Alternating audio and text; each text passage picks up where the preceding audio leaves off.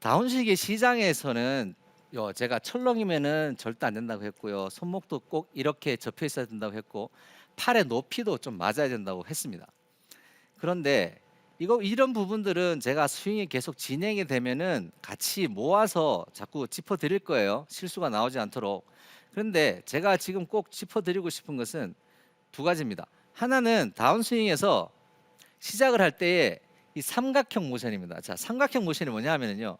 다운스윙을 제가 딱 시작을 해서 왼팔이 지면하고 평행 정도 되면 삼각형 모션이죠.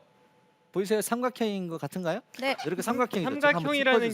게 지금 여기가 삼각형이라는 거죠, 여기. 예, 아니 요렇게 야. 요렇게 요렇게 하면 약간? 삼각형 아, 모양이. 정면에서 볼 예, 때요. 정면에서 아, 볼 때. 지금 왼팔과 손과 예, 예, 헤드가 그렇죠. 삼각형이라는 거죠. 그렇죠, 그렇죠. 알겠습니다. 감사합니다.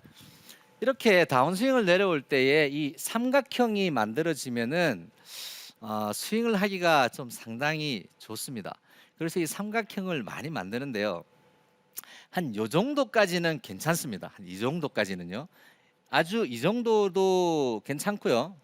요 정도도 괜찮습니다. 그런데 이걸 벗어나면은 곤란합니다. 많은 선수들 중에서 박인비 선수 같은 경우에는 손목을 거의 안 쓰기로 굉장히 유명한 선수죠. 그 선수 같은 경우에는 한 이 정도 나옵니다. 요 정도 가까이 나옵니다. 90도 정도요. 근데 이걸 벗어나면 안 돼요. 근데 다운스윙을 할 때에 여러분들 손목이 자꾸 이렇게 펴지시죠. 이렇게 펴져 가지고 이렇게 캐스팅을 하시게 되는 건데 수정을 해야 되지 않겠습니까? 쟤는 삼각형을 만들어야 된다고 했는데 나 만들고 싶은데 이게 안 된다는 거잖아요. 연습 방법을 제가 연습을 시켜본 바에 의하면은 가장 좋은 방법은 이거였던 것 같습니다. 이 클럽이 이만해요, 그죠? 이 중에서 얘를 그립이라고 부릅니다. 다운스윙을 할 때에 클럽 헤드에 관심이 너무 많이 가 있으면은 볼을 치려고 하기 때문에 이렇게 캐스팅하는 것이 본능적으로 좀 많이 가능해지는 것 같아요. 그래서 제가 다운스윙을 가르칠 때에 다운스윙을 할 때에 그립 있죠. 이 그립을 잡아당기라고 제가 해봤습니다. 이렇게 클럽 헤드로 볼을 치는 게 아니라 이 그립을 그냥 당기시라고요. 그립을 잡아당기는데 이 그립을 저쪽으로 잡아당길 건지 아니면 조금 저쪽으로 잡아당길 건지 저쪽으로 잡아당길 건지는 여러분들께서 해보시면 압니다. 어느 쪽으로 내가 그립을 잡아당기면은 이것이 스윙이 좀 둥그렇게 나오면서 이렇게 컨택이 나오는지 한번 해보십시오. 그립을 이렇게 잡아당길 건지 좀 이쪽으로 잡아당길 건지 좀 저쪽으로 잡아당길 건지. 그러니까 그립을 잡아당기면은 클럽 헤드가 이게 손을 이렇게 캐스팅은 하지 않는데 그립을 잡아당기는 게 아니라 이 클럽 헤드로 볼을 치려고 클럽 헤드에 관심이 많이 가 계신 거죠. 이렇게 맞추려고. 그러지 마시고 백스윙을 하신 다음에 그립을 그냥 잡아당깁니다. 저 보시면은 제가 스윙을 한번 해보겠습니다. 백스윙을 하고요. 자, 좀 너무 빨라 잘 안 보이시나요? 제가 천천히 한번 해보겠습니다. 제가 다운스윙에서 내려올 때 손목이 약간 코킹이 좀 더 생기는 스타일인데요. 왜 이렇게 되냐 하면은 제가 헤드로 볼을 치려는 게 아니라 지금 그립을 잡아당기고 있는 중입니다. 그러니까 여러분도 다운스윙을 시작할 때에 헤드로 치려고 하지 말고 그립을 확 잡아당기세요.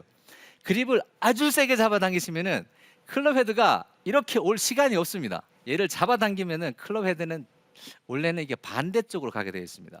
그러니까 이쪽으로 오는 게 아니라 오히려 반대쪽으로 가서 코킹이 생깁니다. 그립을 확 잡아당깁니다.